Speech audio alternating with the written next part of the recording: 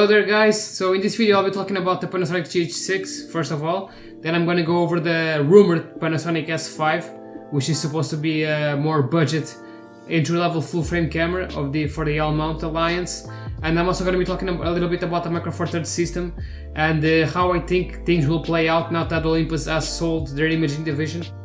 So first I'll go over the Panasonic GH6.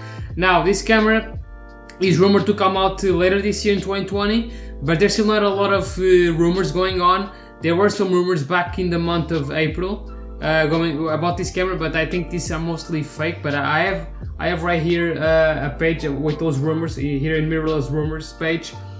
So there I here have some of the rumored specs that we could see.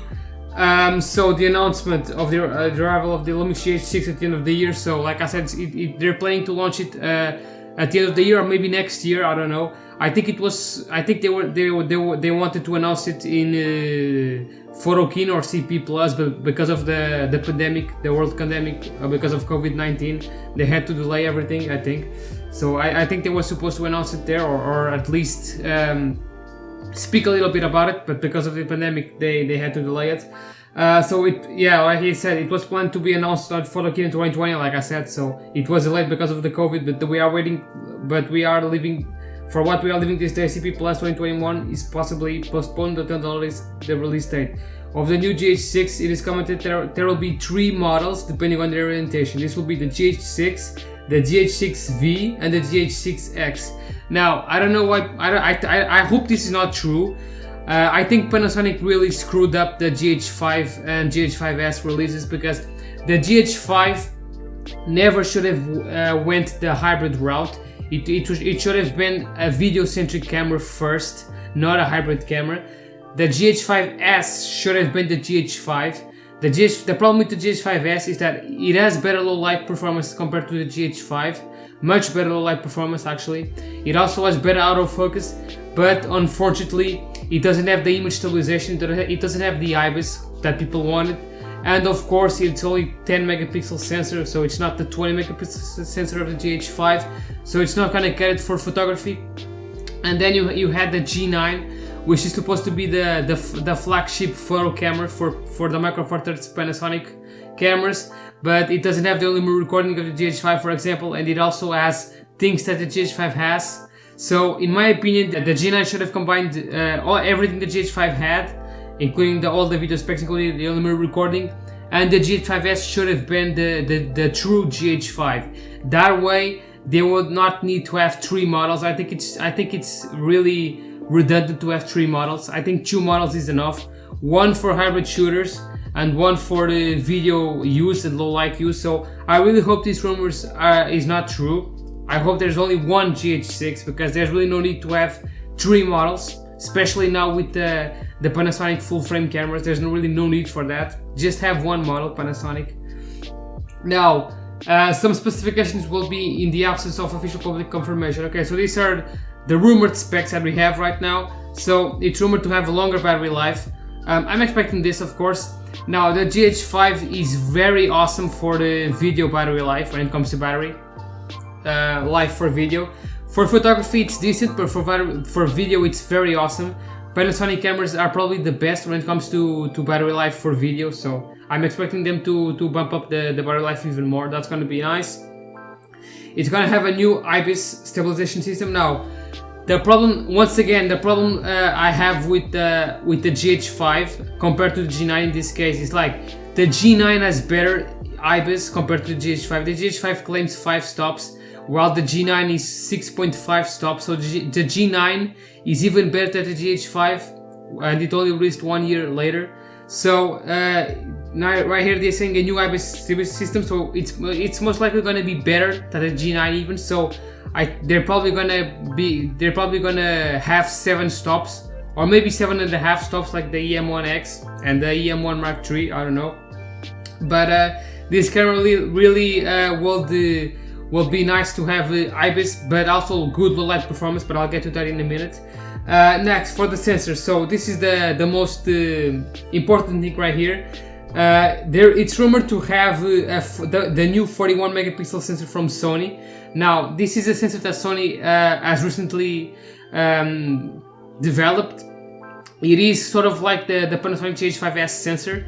It's supposed to be a surveillance camera type of sensor. So in this case, it's 41 megapixels. Now, I don't know if this is going to be good, because 41 megapixels in macro four thirds means that the pixels are going to be very small. So is the low light going to be bad? I don't know. Is the low light going to be any good? Because the problem with the GH5 is that compared to the GH5S, because it has bigger resolution, in this case 20 megapixels, it suffers in low light. The GH5S is much better in low light, but then again it's only 10 megapixels. So if this camera is truly 41 megapixels, that's gonna be decremental for low light, unless this is a quad Bayer sensor. Now, if this is a quad Bayer sensor, that would be very awesome, because that way they could have high resolution for stills, in this case the 41 megapixels, and then they could have for example 10, 12 megapixels low resolution pretty much for video and low light use. Now that would be nice. I hope that's true, because if this sensor is only 41 megapixels and does not allow for the quad Bayer design, that's gonna be decremental for low light. I know Sharp has their upcoming 8K camera, which has 36 megapixels I believe to allow for 8K, and it's, from what I've seen, it's better than low light than the GH5. But then again, I don't think it's gonna be that much of a difference. It mostly has to do with the sensor evolution. So 41 megapixels, we're still gonna have to wait and see if this is truly true. Now, I really want to see a new micro four thirds sensor though, because that 20 megapixel sensor has long been in the tooth now. It has been in micro four thirds camera since 2016. I think it's time for a new sensor.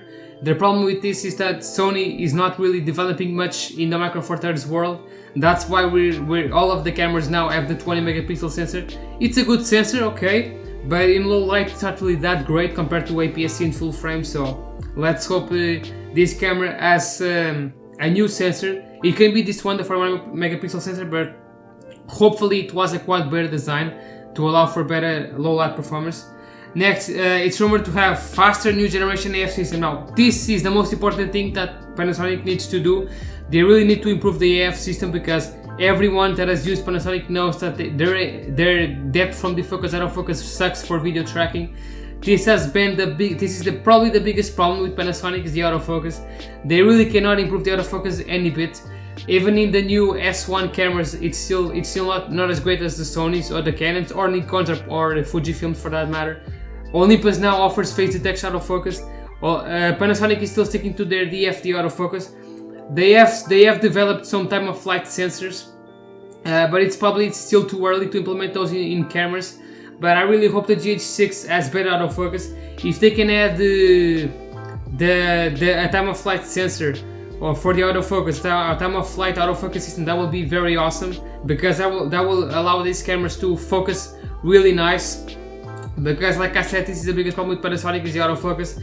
Many people don't buy into Panasonic because of the autofocus. If only they had good continuous autofocus, reliable like Sony and Canon, they will sell a lot of cameras. They will probably be the biggest camera manufacturer right now if they had truly reliable autofocus. But unfortunately, they still continue to use the DFD autofocus, which is very good for photo. Don't get me wrong. It's probably the best autofocus system for single point AF. It's very fast, but for video autofocus and tracking subjects, it really sucks. So I really hope the GH6 can finally deliver some very good autofocus system. The autofocus on the G9 actually is not really that bad, but it's still not on the level of the Sonys and the Canons. So let's hope for the best. Let's hope this camera finally delivers good autofocus tracking. So let's hope for the best. Please, Panasonic, deliver good autofocus in this camera.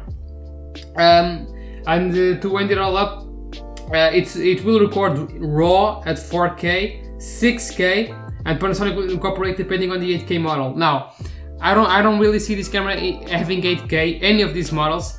Panasonic has already said they want to introduce 8K in 2021, I think, or I think it was 2021 or 2022. I'm not really sure. I'll let it right here in the video. That's when they want to add 8K in their cameras. They have developed an 8K organic sensor camera, but that's very big, and that's really not, it's very expensive as well, and it's not really for practical use for the consumers. So yeah, I don't see this camera having 8K. If it does have the 41 megapixel sensor, it can do 8K, but then again, how is the low light gonna be? I don't really see this camera having 8K. Jumping from 4K to 8K is a big jump. Now, as far as 6K go, I really can see this camera having 6K because the new Panasonic S1H has 6K, so I can see this camera having a 6K. Of course, it's gonna have 4K. Now, it will be nice if it had 4K up to 120, or perhaps even better. That would be very nice. Also, it says right here it's gonna have RAW. Now, Panasonic cameras do not have RAW internally. If this camera had internal RAW, that would be very awesome. I hope this camera has internal RAW for the sake of Panasonic, because Blackmagic and Zcam, for example, have internal RAW. So these cameras from Panasonic being so video centric and yet not offering internal RAW is beyond me. I don't know why they don't offer internal RAW. That would be very awesome if they offered internal RAW. You have to buy an external recorder if you want to have RAW, which really defeats the purpose of these cameras, because these cameras having only recording and a flip out screen defeats the purpose of having an external recorder, in my opinion, unless you really need that higher quality, or in this case the RAW, or a bigger screen. If these cameras were to implement internal RAW, that would be a huge draw to them. Like I said, the Blackmagics are offering RAW now. They offer internal RAW. Like the Pocket 4K, for example, it's cheaper than the GH5 and it offers internal RAW, 12 bits. So I don't get it why Panasonic does not implement RAW internally in these cameras. It's not a heat management thing. It's not. I think they just don't want to cripple their cinema line of cameras. But if they can add internal RAW, that would be very nice. So let's hope for the best there. And as for the announcement, it's right here. They're saying it's most likely to be announced in August to September 2020, to be released in early 2021.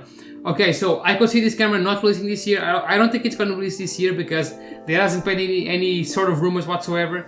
These rumors are not even confirmed. I think most of these are pretty fake. So yeah, I can see this camera only releasing it next year in 2021, but it's probably going to be announced at the end of 2020. So I could see that, but for 2021, yeah, I could see 2021.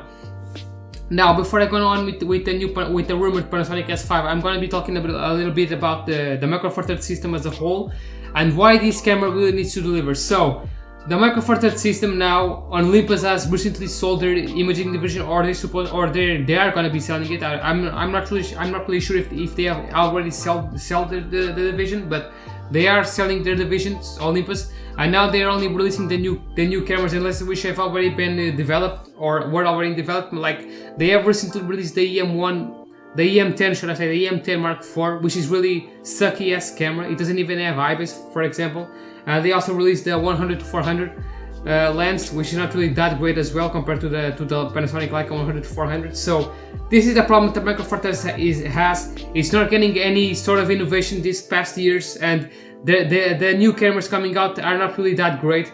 Panasonic, for example, recently released sorry guys, my phone rang, so sorry about that. I had to make a real cut here. So Olympus recently sold their imaging division. Now they're releasing the cameras and lenses which have already been started development, like the new EM10 Mark IV, for example. That camera, I've already seen the specs. It really sucks. It doesn't even have IBIS. It has a flip down screen as well, so that camera really sucks. I don't know why Olympus continues to release terrible products like that. I don't know why they continue to not focus on video. This is why the Panasonic GH6 really needs to deliver, because if the GH6 does not deliver, I don't see the Micro Four Thirds system really living for much longer. I think it's most likely gonna end up dying.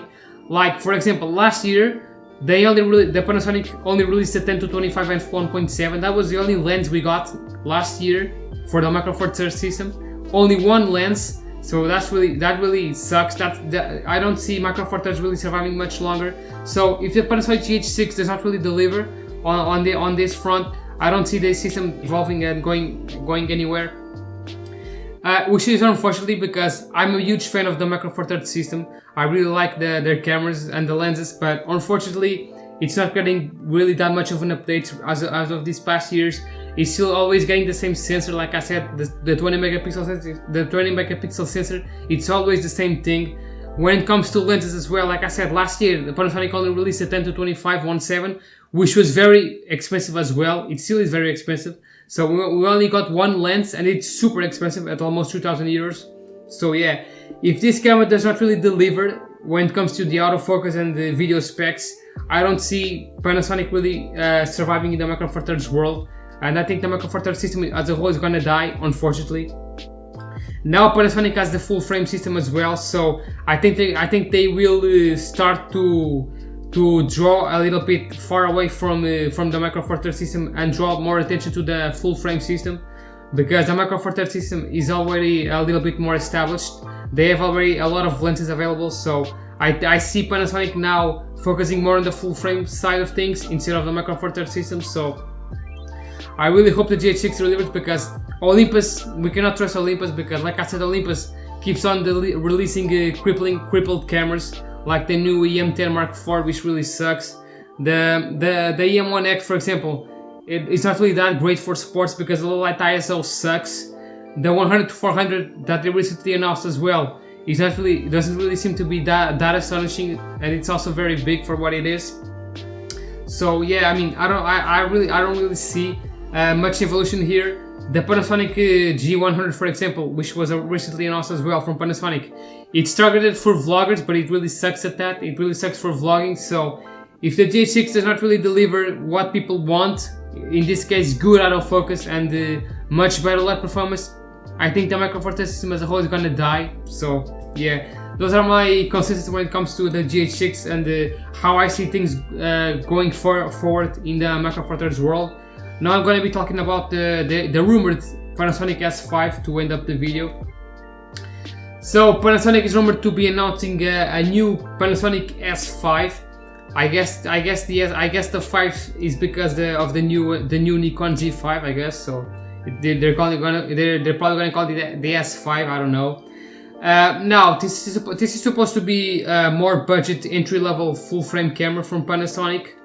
Now I really like the Panasonic S1 type S1 series cameras, but unfortunately they are very expensive. Like the S1, for example, is $2,500. Here in Portugal it's now selling for 2,200 euros, I believe. It's recently got a discount, but it's still very expensive for what it is. I think they should have released these cameras at a cheaper price, because yes, they have a ton of good specs, video specs. The ergonomics are very awesome as well. I have held the S1. It's very awesome in the hand, even though it's a little bit big. It's over 1 kilogram or so, over a little bit over 1 kilogram actually, but it's very awesome in the hand. And the lenses that they're coming out with are very exciting as well. Like the new 20-60, for example, is very awesome in terms of focal range. That's a unique lens, but unfortunately they have terrible autofocus. This is something that I've said in the GH6 as well. They really need to improve the autofocus, because if they don't improve the autofocus, nobody's gonna buy into Panasonic, even if they have good video specs, because Sony now with the A7S III has stepped up the game. They even offer 4K 60 on crops, which not even the S1H offers. The S1H, for example, offers 4K 60, but it's cropped. So the S3 from Sony is better in that regard. And also the Canon R5 and the R6 now are on the market as well, so they have much better autofocus than the Panasonics. So what does Panasonic have left? I mean, they really need to improve the autofocus. So if they don't improve the autofocus with this camera, I don't really see it selling that well. Also another thing, when it comes to the ecosystem from the lenses, there's still not a lot of lenses for the L-mount Alliance. So you don't have a lot of lenses to choose from. Most of the lenses available are from Sigma. There's not a lot of lenses, and the ones that are available are very expensive. Most of them are very expensive. So if the S5 is going to have any type of success, they really need to improve the autofocus system. Now, I don't think it's gonna have well, it's probably gonna have IBIS, but it's probably not gonna be on the level of the S1, the S1R, and the S1H.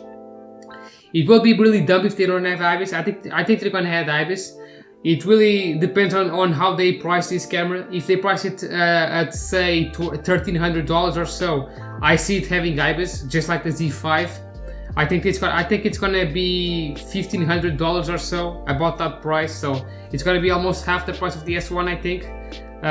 So yeah, I mean, if this camera does not offer good autofocus, I don't see it selling that well. like I said, the lens ecosystem is not really that flourished. There's not a lot of third-party lenses as well, so it's really a niche type of camera for mostly for those who really want film recording and so on and so forth. It's gonna have top-notch video specs most likely, but then again, if the autofocus is not really improved, I don't see this camera really selling that well. So let's hope this camera really delivers on the autofocus. Next, when it comes to ergonomics, is this camera going to have the same ergonomics? I don't think so. I think it's going to be, well, it's definitely going to be a smaller type of camera. I really like I said, I really like the ergonomics on the S1 and the S1R and the S1H, but they are a little bit on the big side. They are over 1 kilogram, so if they can cut the weight a little bit, that would be nice. But I really like the ergonomics on this camera, so I really hope they don't go with the rangefinder style camera like the Sony A6000 series, for example. I really hate that design. I hope they stick with the same DSLR style ergonomics in this camera, but just shave off a little bit of weight. If they, like, for example, 600 grams or so, if they can keep it like the size of the G9, for example, that would be nice. A G9 type of body would be nice for this camera.